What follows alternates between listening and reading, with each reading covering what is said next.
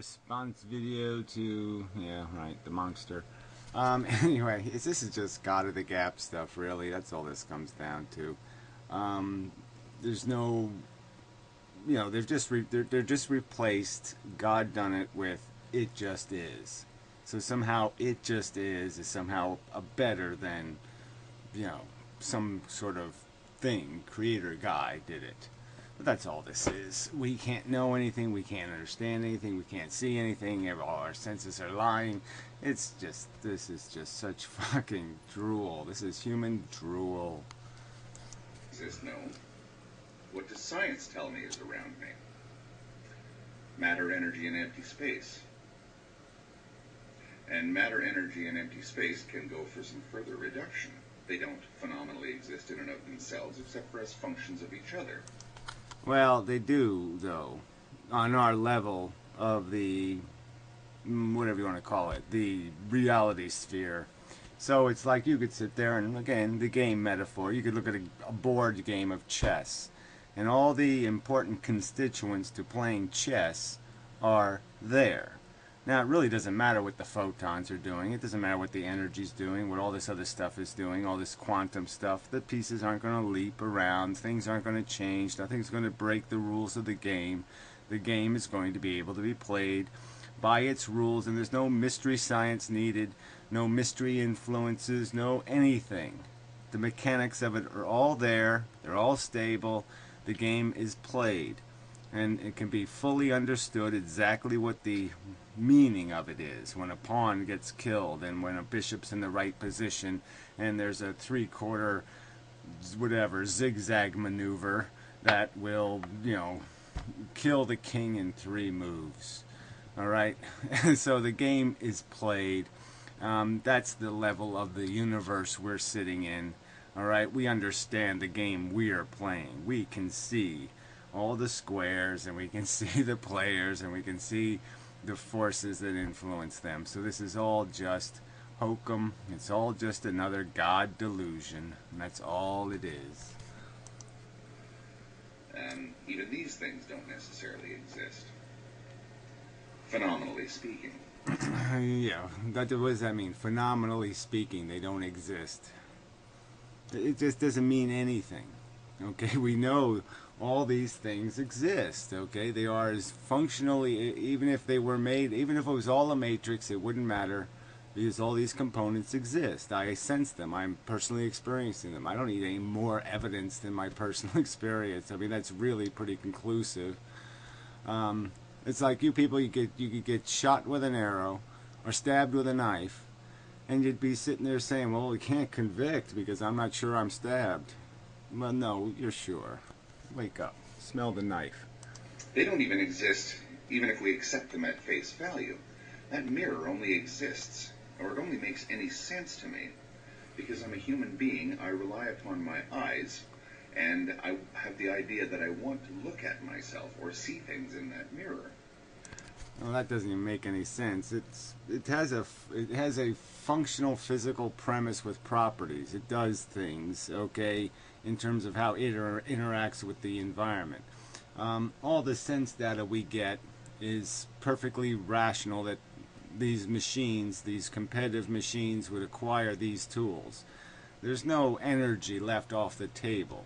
If it would be accessible to matter, it would be accessible to us, okay, through this 4 billion year process. It's quite obvious that organisms have gleaned as much information of real value from the environment they can. Their tentacles are real mechanisms attempting to detect the real world. My eyes are sensitive to photons. One little thing out there they're sensitive to. They show me an image, an extremely biased image, because there's a lot more out there to see than extremely biased, using a word to indicate a prejudice, okay, towards something. There's no prejudice. It's the most information you can glean. You can glean through this spectrum that we're using. It's the most rich in terms of the content, all right? And you'd only, and organisms who live in perhaps a different environment where they're blind, they'll come up with some other mechanism, or they'll glean some information from less rich sources. But this is the richest source. So again, it's not about a bias. It's about the depth and the breadth of the information you're going to glean.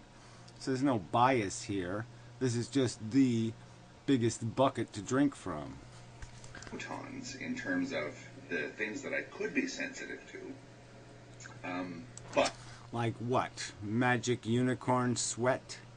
I mean, there's nothing else to be aware of out there, fella. This is all just religious spirituality mumbo jumbo. You might as well start talking about ghosts and hobgoblins and angels.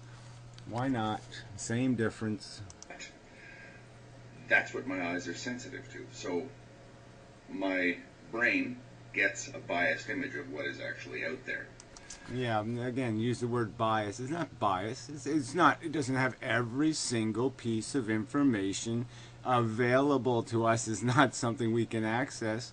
But we have the game. We see the pieces. We see all we need to see to do what we need to do, to interact well within any range of necessity. That mirror makes sense because I'm a visual creature. But if you get an alien from another dimension or another planet or something, Yeah, if you get an alien who has any kind of intelligence, they're going to know what a mirror is, even if they have no use or are completely unconcerned with their personal physical appearance. They're going to know what refraction is, Einstein, and reflection. They're going to know what these things are. non-anthropomorphic, whose mind works completely differently than ours. How would that be? How would it work differently? You mean it'd be illogical and unreasonable and irrational? That it wouldn't dissect reality? It would instead dissect something else? This isn't just pseudoscience. And these are atheists. These are how many atheists supported this video? 20 likes again, 2 dislikes. So grotesque pseudoscience. And you support it. Yeah, that's great atheism. Keep up the good work, fuckwits. Wouldn't have a clue what that mirror is. There would be no. Wouldn't have a clue. Well, listen to this shit. Wouldn't have a clue what a mirror image is. Who never looked in a bucket of water. I mean, come on. There would be no place in its mind for mirrorness. That mirror would just be a nonsensical thing that doesn't make any sense at all. Yes, it makes no sense at all to say that any alien species that would acquire intelligence wouldn't understand these concepts, wouldn't understand these fundamental physical dynamics. So this is just absolute rubbish. Senses might not even pick up on things like photons or whatever. It might be sensitive to other things. Other things like what? Radiation or whatever. Oh yeah, that's what it's made out of. So wrong again. So it and I might be looking at the very same thing when they look at that mirror over there. And the image that gets put into our brains, if it has a brain or whatever its center of Oh yeah, well, if it has a brain. Right, you're talking about what it's thinking before, now you're speculating it doesn't have a brain, but it's thinking. Intelligence is, forms a picture of the same thing that is completely and utterly different. Yeah, well, whatever. Like I said, these are atheists supporting this kind of rubbish, that somehow the universe dynamics somehow are completely different if all you do is you have a tentacle on your head instead of fingernails. Well, you think if elephants acquired intelligence first, that they would have some different interpretation of science? They wouldn't figure out to wear lab coats and eyeglasses and microscopes and telescopes. These concepts wouldn't even occur to them. Oh, please. In fact, it could be like, as I mentioned previously, an eye in the doorway. I might, if I was able to see what it saw when we looked in that mirror or at that mirror, I might be horrified by what it saw. Yeah, whatever. Like I said, you're horrified by what? Your delusions, your preposterous delusions, fantasies, and absolute nonsense. There's nothing in reality to indicate any boogeyman or any other bullshit that you're inventing. Oh, let's jump around a little here. This is just too tedious. And hearing, at least in terms of what's going on around us, tend to sort of crowd the other senses out at certain times. That too is a bias. It uses the word bias again. No, it's just having ships have radar, they have sonar, they have guys with binoculars, they have different tools to try to glean information from the environment. He's basically arguing that somehow we're not seeing the truth. That there's some sort of underlying mechanism or function here that's just so invaluable and it escapes our notice. That's God, okay? There isn't anything out there. There isn't any mystery force. We can feel the wind blow. We watch the rain fall. We see the physical forces. The earth, wind, fire is all working just fucking fine, and we're functionally aware of it. It's an ambition of mine to learn how to paint in the cubistic way. I'm not a bad... Well, who cares? Moving on. And the cubist ones are the ones that fascinate me the most. Well, who cares? It's what imposes order onto it all. Your brain. Your brain imposes order. Well, I think it does it through a function called logic. That's right. It puts things in categories. It observes the physical mechanisms. It recognizes patterns that match. It's a pattern matcher. And then a category putter-inner. All right? And there's nothing else going on here. So your brain doesn't impose anything. All right? The circumstance imposes the order. We duplicate the facts that are in the world in our brain. That's what's called being logical and sensible, and you're arguing for something else, something not logical and not sensible. Is what turns a completely random and crazy jumble of impulses, images, sounds, everything, that are all being thrust in your face at once, and your brain organizes everything. It doesn't mean that things are actually organized out there. They're not. Well, see, so again, he said it again. The things out there don't have order and connection and relationship. We do. No, the rules of the dynamics exist out there. All right, the relationship between diameter and circumference exists out there in the real world. All right, and we just recognize the order that exists. We recognize it. We acknowledge it. We discover it. We don't make it up if we are rational and sensible. If we're irrational assholes, then you make it up like you.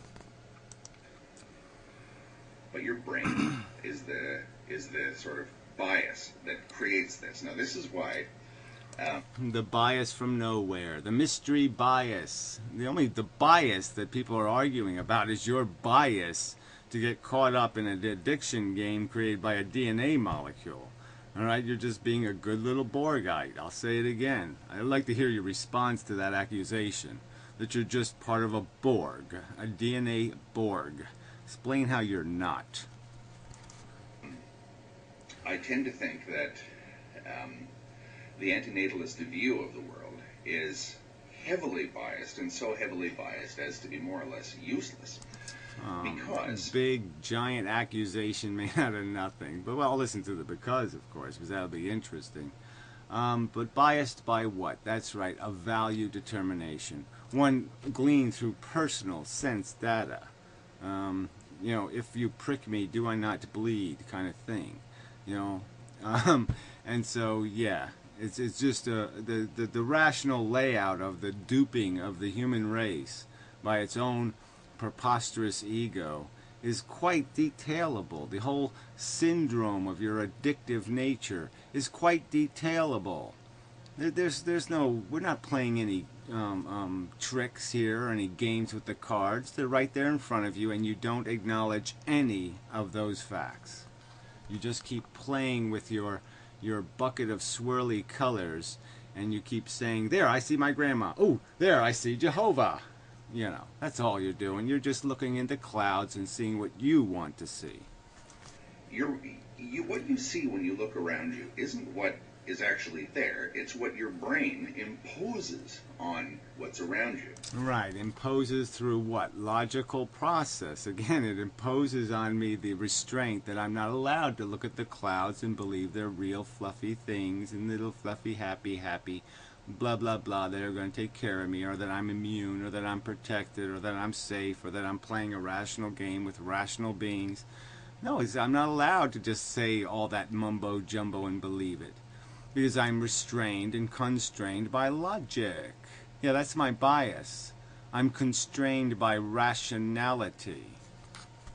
It's what you expect to see, it's what you want to see, or it's what you're afraid might be there. It's all down to desire again. Yeah, again, and you're the one we can blueprint. You just even admitted you have some kind of fascination with little cubic paintings, and you're going to satisfy yourself through this whatever, this creation you're going to make, this representation of something that's going to supposedly mean something to you, and you don't even care if it means anything to anybody else, and blah blah blah blah blah.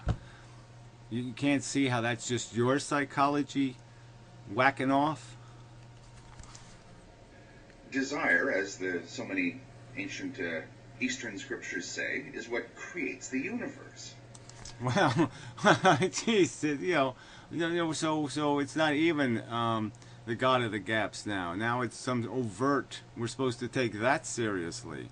Desire creates the universe. Says you're God. What else are you going to make that out of? Oh, that's right, nothing. And you're talking about other people's bias? I think there's a bias there, but I don't see any evidence of that shit. A lot of people understand that as thinking that your brain is actually creating everything, but it's not so much doing that as it is creating the concepts, the different categories of reality. Right, it's not recognizing the category of suffering, and the category of joy, and the category of replication and consumption, maintenance of a physical machine, the category of efficiency, the concept of efficiency, that is where you put less in than you get out, where the thing is actually productive and actually produces something of more value than it consumed. Yeah, we created all of that. That's not a concept we discover and reveal. No, that's just a bizarre creation. Make up what we think is reality. Our brain creates things like mirrors and bookshelves and cabinets and yes, it creates sensible, ordered structures. It engineers them to be efficient, so they produce in terms of convenience and cleanability and keeping things out of chaos, and disorder, confusion, lost, wasted time. So they save time, which is a valuable thing. So they do something constructive, productive, to the end goal of efficiency, of creating straight lines between things. I want the book, I can find the book. Yeah, that's just crazy talk again. That's just mumbo jumbo imposed by wacky padaki brains. No, I'm afraid not. That's called science. Something apparently atheists don't have any respect for. Potatoes and aspirins and carving knives and shoelaces. These things don't phenomenally exist. If we showed any of these things, again, as I say, to an extra dimensional creature, they wouldn't understand what they were. Oh, really? So again, you're saying, I could show them to a squirrel, and they're not going to understand them either. So yeah, right, because they haven't been educated.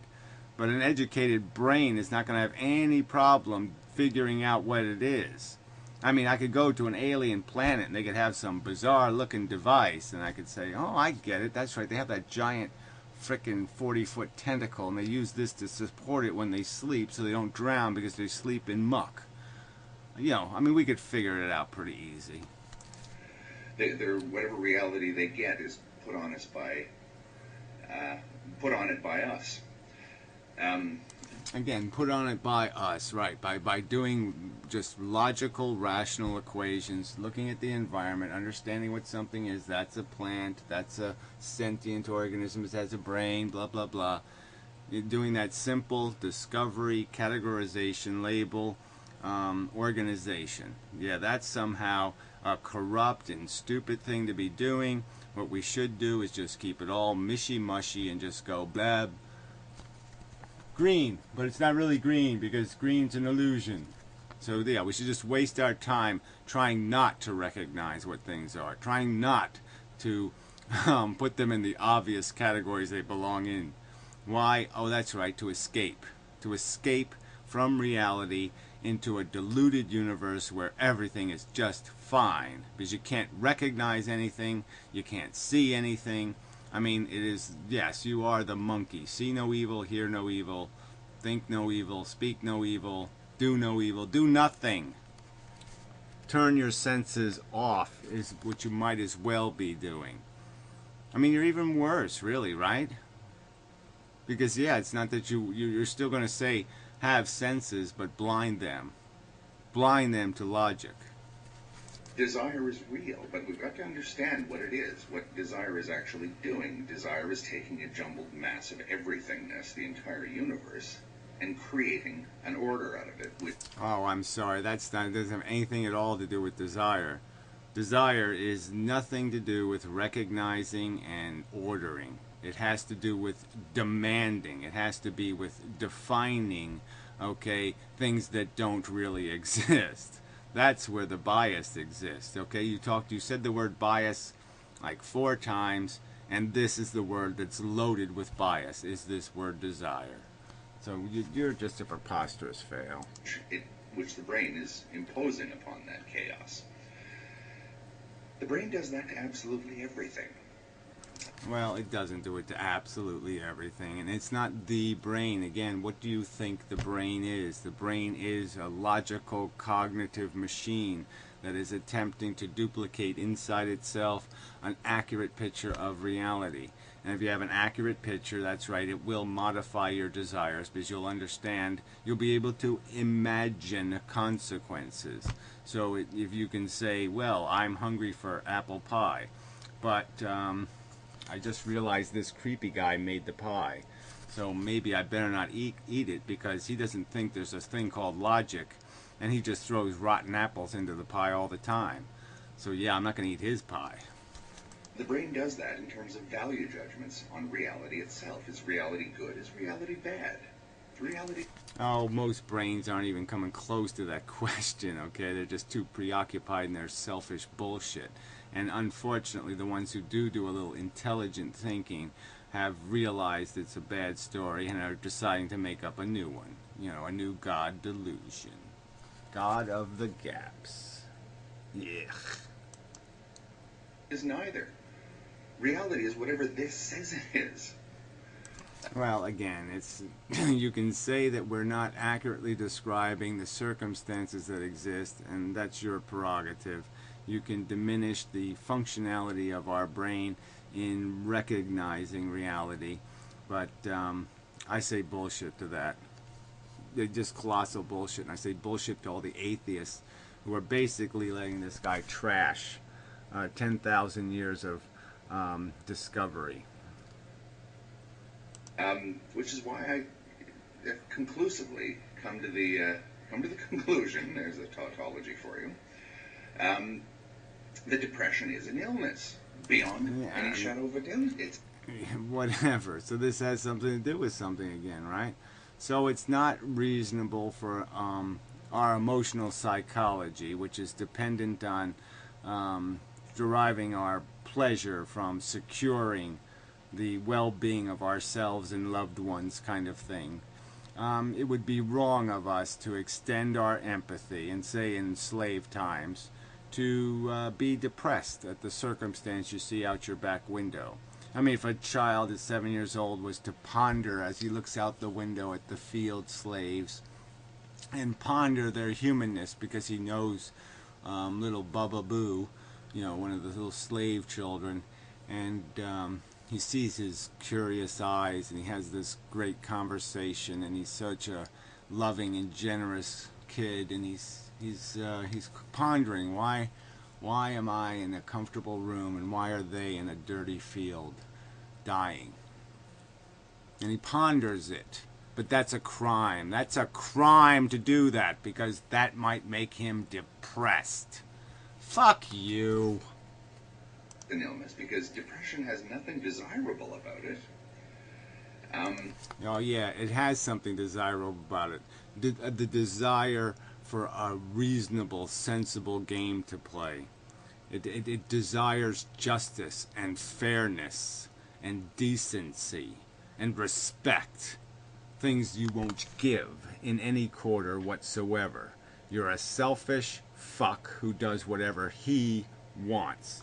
You don't give a fuck about anybody else's welfare, unless it somehow has something to do with your welfare. You're a piece of fucking shit. Conclusively. But depression is real, and depression can be overcome. How do you overcome?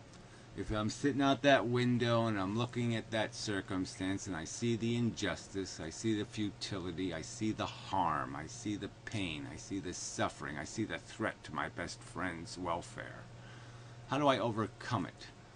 But to become an asshole. That's the only way you could overcome it, is to become an asshole and go, well, they're just niggers. Fuck you, you're just an asshole. Ask anyone who's gone through a depression if they ever want to go back to that. It's like, oh, whatever. Again, all depressions are the same. All human beings are exactly alike. You're going to just categorize all of them, even though you don't believe in categories. I mean, this is just such a pile of shit. Go suck a fucking goddamn unicorn's vagina, you silly goddamn pervert. I say that it's like having your head held underwater for no, yours is up your ass. Every second of your existence is a struggle for breath. And it has no... And you have no empathy for any of that anyway. So why, again, you're so applauding as if, oh, well, I've been there and I've done that. And, yeah, I don't care. It was bad, but now it's gone, so it's all okay now. And everybody else should just do what I did, which is just call them niggers. Yeah, fuck you. Redeeming characteristics. Therefore, the most logical thing to do is to get out of that state.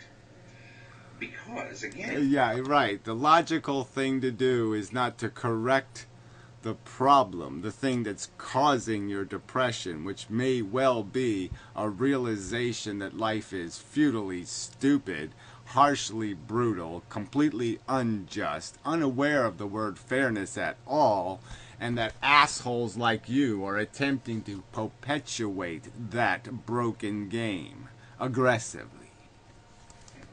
The world is neither bleak nor hopeless. Whatever. Like these words don't mean anything. The point of the argument is the world, whatever that is, functioning sufficiently? Is it sufficiently efficient? Is it producing more than it's consuming? Nor horrid, nor is it good, giddy, or happy. Yeah, whatever. This is all more baby talk. So yay, atheists. Talk baby talk. Yay. How scientific. It's all in here. Yeah, my sister's spending 4 years dying of cancer. It's all in here. She didn't really suffer. Her spine wasn't really exposed. She didn't really scream in pain. None of that really happened because fuckwit says so. I mean, God, you are so fucking offensive. The world just is. Oh, fuck you. It is because you fuckers keep perpetuating a stupid, idiotic game. You keep fucking sitting there in your parade shorts waving your goddamn silly fucking flag like a goddamn piece of shit. Oh, you're disgusting, you putrid, tiny-brained piece shit. Any value is something that we place on it. Oh, whatever again. So don't think. That's right. The people don't have value. The slaves don't have value. Nothing has value. The victims don't have any value. This guy is just a fucking psychopath, and you fuckers keep rewarding him. You keep rewarding somebody who's basically telling you right to your motherfucking face to be serious, do in the morning. He's saying right to your fucking face, your empathy means nothing. So quit talking that shit then. Quit fucking promoting the human dignity and quit promoting the idea of empathy. This guy doesn't believe in any of that shit. So why the fuck are you kissing his ass? Oh, that's right, because it's convenient to your bullshit. You have a nice, big, fat, tubby, polite liar for your side. And so you'll goddamn support him. Just proving what goddamn fucking hypocrites you are. David Benatar seems to think that coming into existence is a harm. That too is a value judgment. Harm is a concept that doesn't exist phenomenally. Right. So where do you go with this? Right, okay, so I'm going to have a conversation with somebody who doesn't believe in the thing that I give the most value, the most weight to, the most significance to. All the greenness doesn't matter, the rocks don't matter, the wood doesn't matter, the fire, the sun, the photons, the truck, the this, all this other shit really doesn't goddamn mean anything. The only thing that means anything is the welfare of sentient creatures, and this asshole has basically put them in the same category with the trees, the dirt, the mud, the whatever, the air, the molecules, the energy, the moon, okay? So, yeah, of course the slaves don't matter. Of course justice doesn't matter. Of course fairness doesn't matter. Of course he's not depressed because nothing matters. How can you fucking be depressed when you don't care about anything but scratching your own fucking itches? What is harm to one person? I want to do a cubist painting and I'll fucking jerk off to it and there. I've done my job as a human being. Fuck you. Ambrosia to another, as I've said.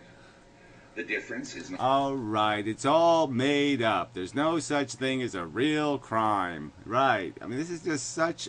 This is the pamphlet for the psychopath. So why don't you just publish this guy, okay? Because that's all it is. Liberate every psychopath in the world. Just let them listen to this guy. They'll figure out that there's no such thing as right and wrong, and if they want to torture the bitch before they rape and kill her, it's okay, and they should send a little note to the mother talking about how, wow, it was really cool when I shoved my big dick in your daughter's ass and she screamed vomit out of her mouth. I fucking had such a good goddamn time.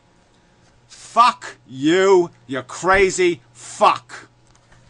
Not phenomenally true. The difference is in here. This is where the work needs to be done. All right, let's not do any of that stupid logic stuff and figure out that, oh yeah, there's an efficiency to existence and maybe exploitation sucks. Yeah, maybe.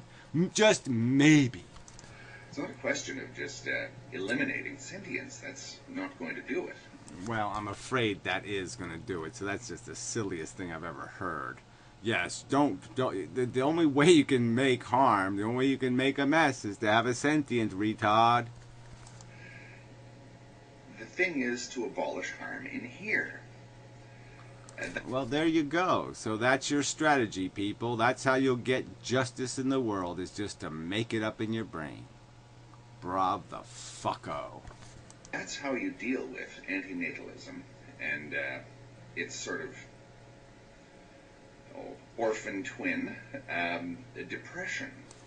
Yeah, well, your orphan twin, that isn't an orphan, it is your genetic twin, apparently, is psychotic motherfucker.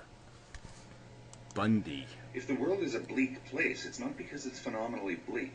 It's because the mind expects to see bleakness.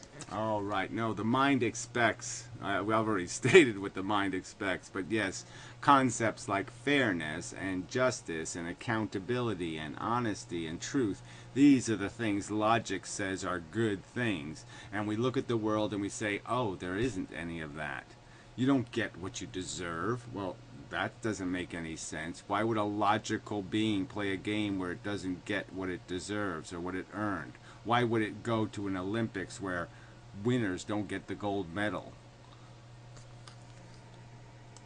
When it looks out onto reality, the mind wants to see bleakness, horror, futility. Well, again, says you. Prove that. Prove that there's some mind that wants to see those things, that didn't see them through no accident of delusion wrong-headedness or bad personality. That they got there because they were actually a person capable of using their intellect and looking at a wrong situation and saying, that's wrong.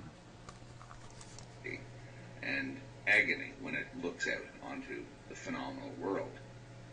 It expects to see these things, or it fears that this is probably the case. Work on this, and everything else changes. Oh, whatever. No. The way you change things is to physically change them.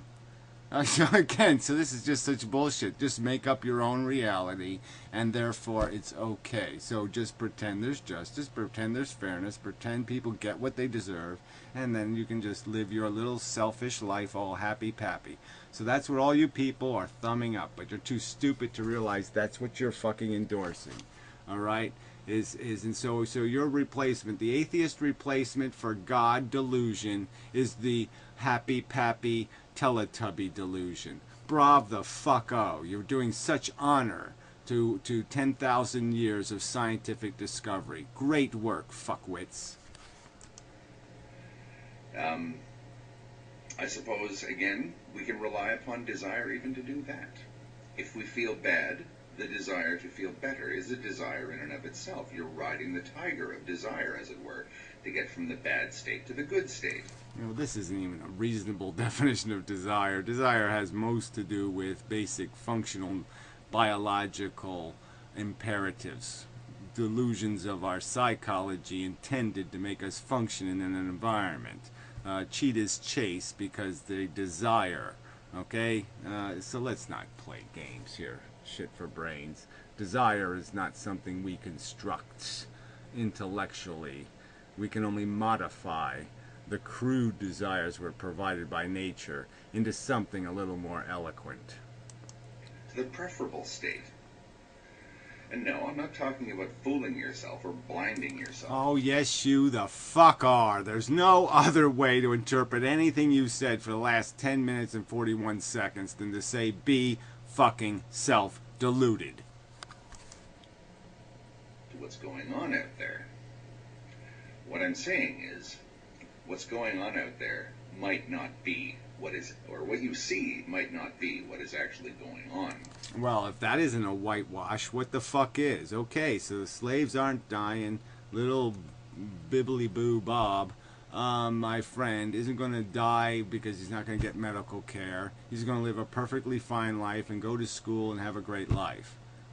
No, he's not going to do any of those things unless I get pissed off and depressed and aggravated and do something to change the fucking circumstance. Fuck you people, so suck. Back to Picasso. Don't look at what's around you. Look at what you know to be there. Whatever. I mean, again, what you know to be there. Is that how you're supposed to interpret Picasso? I mean, please. Picasso said a lot of stuff. One day he say, you know, put your finger in my ass. The next day he say, rub my belly button. Okay, Picasso was a fucking asshole, basically. Okay, he was a competent enough artist, but he's an asshole. Alright? I mean, what? He do a crayon drawing and sell it for 10 grand and say, okay, thank you very much. Ching ching, cha-ching. It's a difficult thing to wrap one's head around, but... no, it isn't. I think that in this case, the good Mr. Benatar might be well advised to try that sort of thing.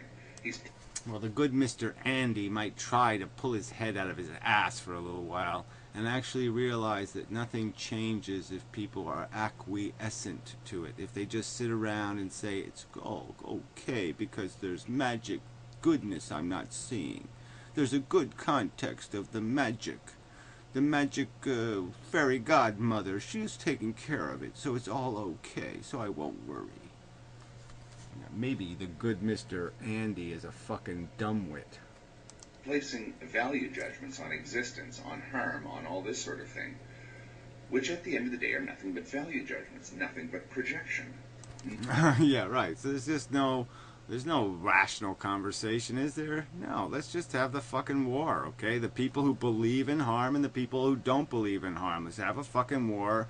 to the end. Okay, let's do it. Let's finish it off because it's just preposterous. It is so nauseating to live with fucking human beings that won't even concede that harm exists, that suffering is bad. I mean, fuck you. You can't be more despicable. You can't be more illogical. You're denying the only thing that has any fucking goddamn value. The only thing that makes even having a conversation mean anything is to somehow impact people in some positive way where less harm occurs. The only reason to do anything in our goddamn existence is to reduce the amount of fucking suffering. And these fucking assholes are saying, no, I don't want to play that game. It's the only goddamn game, you fucking idiot! Nothing but bias. Our senses are biased, our minds are biased. The only information that we can get about the world around us are to read the tea leaves, look at the clouds, and ask God for help. From our senses, which are only sensitive to certain specific things. Yes, we can't feel God with our senses. Our senses aren't able to feel God. Our minds fall into the furrows that are hewn by our senses. Yeah, by 10,000 years of scientific discovery, dissecting the world we live in to understand how it mechanically functions. And we've done that very successfully, and now atheists wish to bury that science. And that's all this is, right? You might as well be physically taking the science books and burning them. Because if you're going to negate everything we've understood about the physical and material universe by just saying, no, no, no, that's not the real universe, what's the difference? If you allow your senses to take control of you. There's a lot more going on in the universe than is perceptible by our senses. Yeah, so just be aware. At least religions don't do this, right? I mean, at least religions acknowledge the real world exists. They don't sit there and pretend the real world isn't the real world, all right? They say there's a heaven, but they don't sit there and say there's some other real world we're living in. We're somehow being fooled. This world isn't the world it is, full of creeps and assholes and shitheads and harm and pain and suffering. At least they acknowledge these ingredients existing. So this is even more insidious than fucking the ignorant religions of old, this new religion. We understand this. Science tells us that that's the case. No, science. How could he even use the word science? Science tells us that our senses are deceiving us? No, I'm afraid that isn't the truth at all. Yet we still implicitly trust everything that our senses are. Yeah, we implicitly trust everything. So you just keep saying things that aren't true. Okay, we know where the gaps are. There's a tiny little hole in our retina. Okay, we know about it now. Okay, so sometimes, if the bullet comes right at you from that hole, then that hole, you're not going to see that bullet. All right, but you'll see all the rest of them. Telling us. Why do you suppose that is? Why do I suppose that the magical mush monster lives in magical mush monster land? I guess I don't suppose that. I really don't. I don't even bother supposing that bullshit. Because that's the shit. It's shit. Yeah, not welcome. You're just not the fuck welcome. So anyway, this is just horrid. So we just have God of the Gaps now. So Rose Bushy, all these people, these are religious fucknuts. That's all these assholes are. They're not atheists. We really got to start branding ourselves, the real deal. Okay, like, I'm just going to carve the word logic right into my goddamn forehead. I'm a logicist, and this fucking puke that these fanny packy, wishy-washy, swayy, swishy little fucking pansy atheists are talking is goddamn worse than religion. They veil in themselves in lab coats and admiration for the scientist, and yet they don't care. They'll sit there and fucking throw it all in the garbage can. So they can have a sweeter lollipop. Fuck you, sellouts. You motherfucking sellouts. Fuck you. Darwin would be puking in his grave.